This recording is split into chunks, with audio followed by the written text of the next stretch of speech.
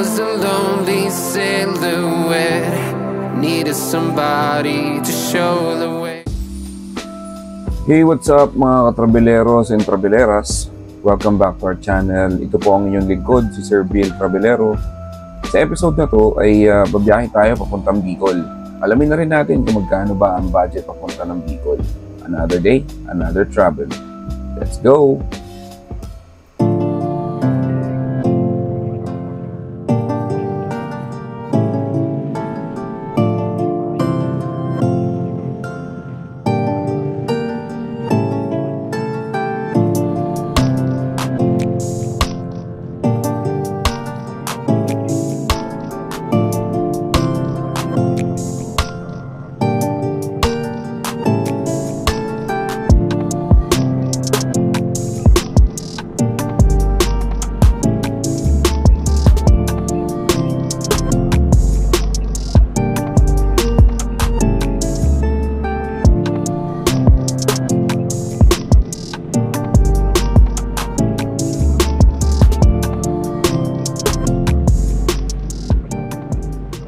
Nasa po na tayo. So alamin natin sa vlog na to, alamin natin kung magkano ba ang gagastusin papuntang Bicol galing Cainta, Rizal.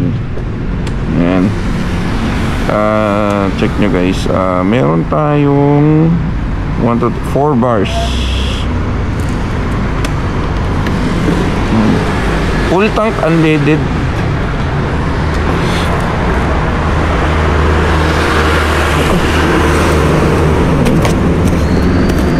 Hirapan ako sa mga magkano ba ang gas ngayon?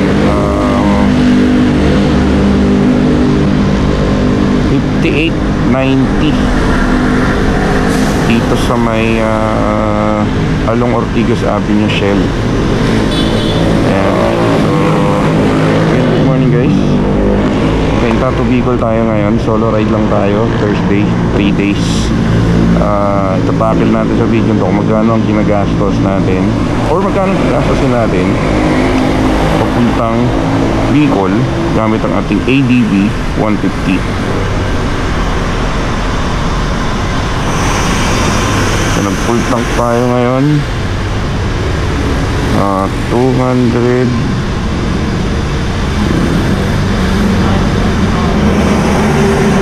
Okay na yan.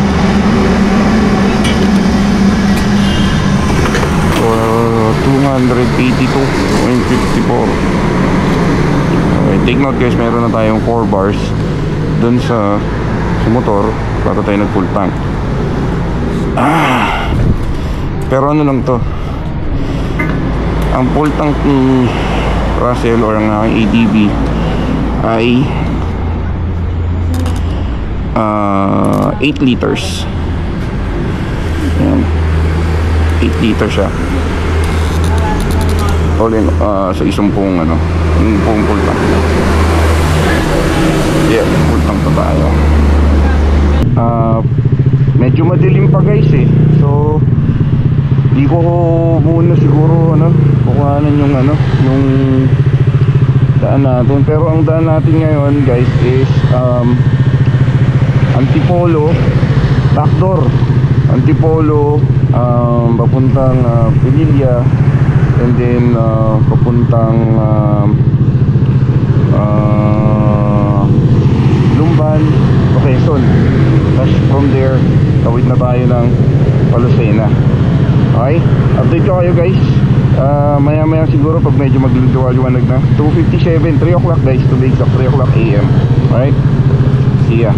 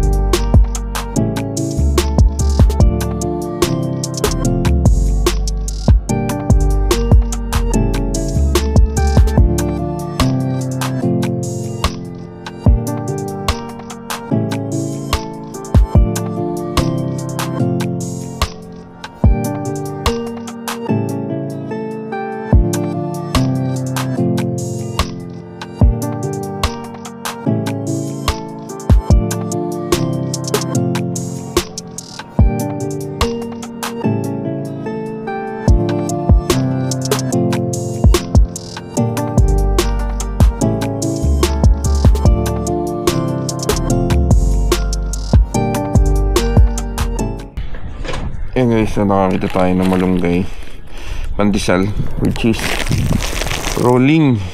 Yeah boy. Hindi na ko pa iniisip eh. Sabi ko sana makakadaan tayo ng pandesal.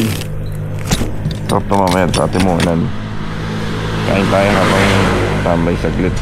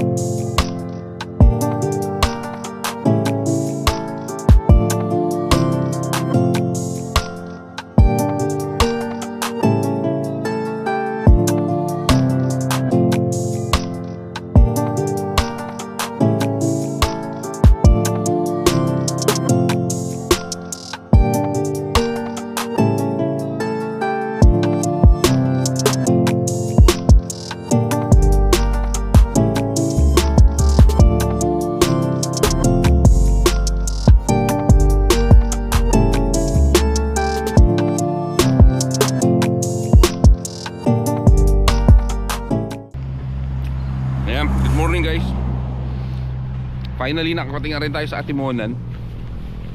After ng mahabang banking. At ito nga guys, nag-aalmusal tayo ngayon dito sa may mismong tuktok kay Kuya Mang Jose. Yan si Mang Jose. Mang Jose. Yeah. Beef pares. Beef pares. Ang sarap nung guys, ang sarap nung beef mami niya. Solid. Kapares nung pandesal na madadaanan nyo sa may bandang Lukban, yung mga malunggay cheese pandesal. Pero meron din si Mang Jose na siopaw, tinapay. Mga tinapay, itlog, ayan. Tapos meron din siyang ano to kuya? Siopaw. Yun oh, putya, homemade to ah. Oh, homemade. Magkano yan? Ano laman yan? 30. Asado po. Sige nga kuya, pascore nga ako ng isa. Natin. Tapos ito yung niya, lugaw. And then ito yung mami guys. Solid ng mami, malapot-lapot yung sabaw. Panalo. Ang kulit. Tapos meron tayong guest na inaantay. Maya-maya lang daw, darating na yun. Oo. So check natin. Sabi ni Mang Jose, mamaya na daw ako umalis at meron daw tayong guest na darating. Sige kuya, okay na. Di ako sauce masyado. Siopaw homemade by Mang Jose. Guys, daanan nyo to si Mang Jose dito. Tikman nyo, solid to, solid. Galing. Di ba? Oo naman, napaka-breathtaking talaga ng Atimonan. Napaka-amazing. Tapos sabi ni Mang Jose, babain ko daw to. Parang feeling ko pag binaba ko to, hindi na makakahon. Kaya yan, sir, kaya. Hindi na makakahon, durog na tuhod ko eh. Good luck. Okay. Tara guys, chibog muna tayo.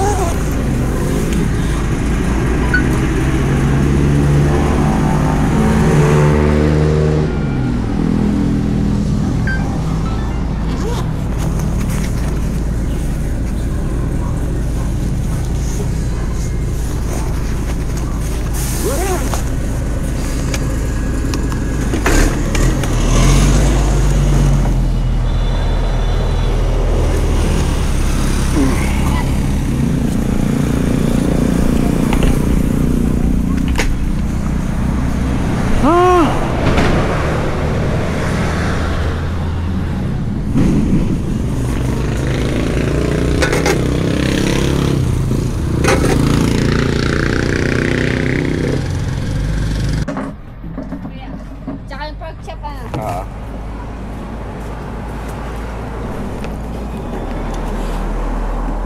So guys, nasa Agsawa tayo ngayon. Ay, Agsawa. Ano nga ba to? Kalawag. Kalawag pala. Doon pa pala yung kasunod yung Tagkawayan. Tagkawayan. Okay. So, Kalawag. Lutong Kalawag daw to guys. O, tingnan nyo. Lutong Kalawag. Bicol Express na kulay pink. Ay, mga ano po yan, sir. Mga 3 oras na lang. Bigas. Albay? Talaga? Anong takbo ko nun? Ano ka naman eh. Kaso grabe yung lubak eh. Yun lang. Kasi pag mag-commute po, ay, mga 4 oras na naman. Kasi pag mag-commute ka mula dito Oo. hanggang Naga, Oo. 3 oras na. Naga, ano ba mas malayo? Albay. Albay. Aso mga apat na kalahat, mga apat Siyempre, kalahati. takbo lang yan. Nakapuntar lang kayo. Di naman malayan lang. O yun na nga eh, hindi ako makaharurot eh kasi Tapos, ano pa ang daan. hole in one ka talaga eh. Pag na-chepohan ka talaga ng ang lalalim eh. Kaya yan ay mga So mga apat lima ano, alalay na takbo. dahil pag Ano ba yung tita yung dahil yan sa bagyo? alin, Yung kaya nagkaganyan-ganyan yung kalsada? hindi rin kasi ano yun, walang ganyan sa kalingan eh. Dahil yan ay kagagawa pala ang naman eh, hindi natagal. Ano na agad siya. Kasi baka ano lang, ini-spalto lang ng iniis. Nagagawa lang yun sir. Kahit hindi siya nagtatagal. Oo, kasi parang may mga parting makinis eh. Tapos biglang may uka. Tapos yung uka pa naman ang lalim. Eh buti sana kung wala kang kasabay ng mga truck. Wala na bang ibang daan pa ano? Eto lang talaga? Ito lang po talaga.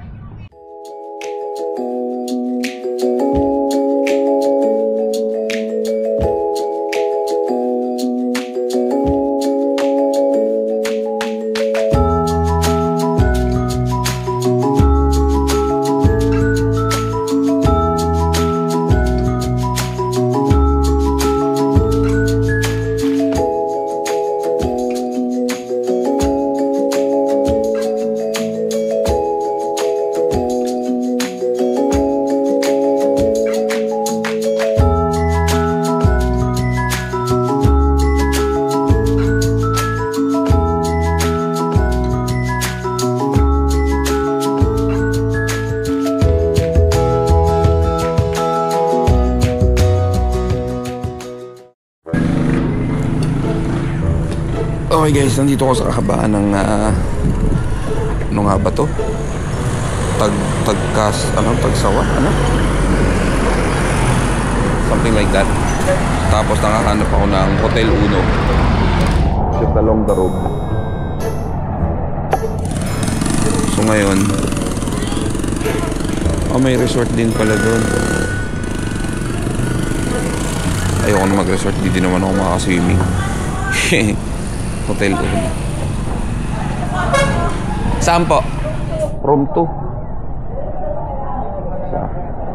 Sige. Mag-unload lang ako. Ayun si tatay. Tsaka si nanay yung assist. Hindi na kaya. Ayun, ang hirap pala nun. Wala kang tulog. Diretso yung biyahe. Hindi recommended pa Bicol. Ang daming lubak. Nakatakot yung kalsada. So, matulog na lang muna ako. At bukas na lang siguro ako tiro ng Albay at maulan din eh. So, wala din. Hindi natin makikita si Magayon. So, mga 1 o'clock tayo alis. Para at least mga madaling araw nandun na tayo.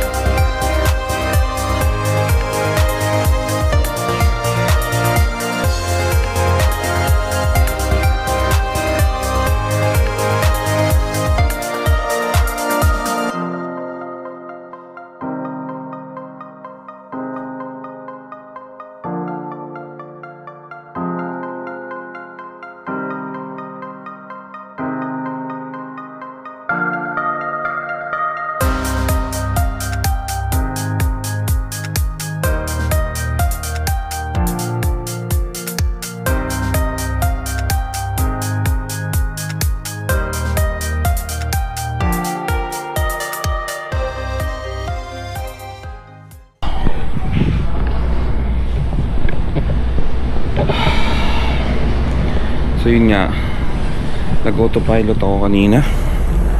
So nagdadrive ako nang wala ako sa ulirat. Sobrang delikado. Ayan, matanda na tayo. Dati kaya pa eh. Diretso yun. Walang tulog. Tapos 9-12 hours drive. Boy ka pa rin.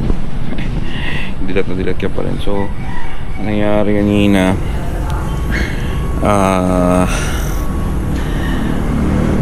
nagigising ako every time na may lubak. Hindi ko na iwasan kasi nag-zone out ako. So kaya kanina nagpalipad muna tayo ng drone. Bigla naman umulan. So iniligo ko na lang yung sa ulan para magising.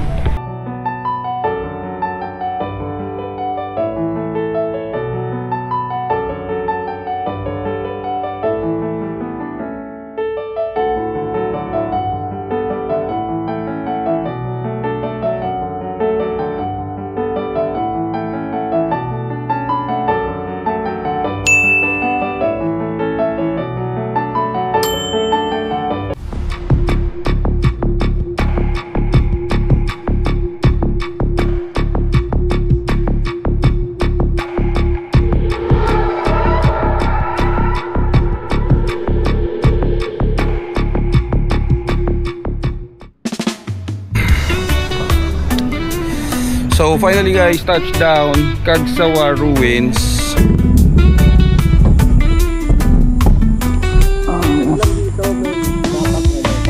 Underneath the mango tree we chill, feel the sunshine, let it just sink in. Pass the spliff and take your fill, let the ganja vibe begin. Ganja vibes in the air we fly, feel the rhythm as we touch the sky. In the clouds where the dreams are high, we'll be laughing till the night goes by. Laughter echoes through the breeze, laid back living such a tease. Nandun na yun. Ano naman yun guys, oh. Kargado yun. Para makaya mo yung gulong na yan. Ano sukat niyan?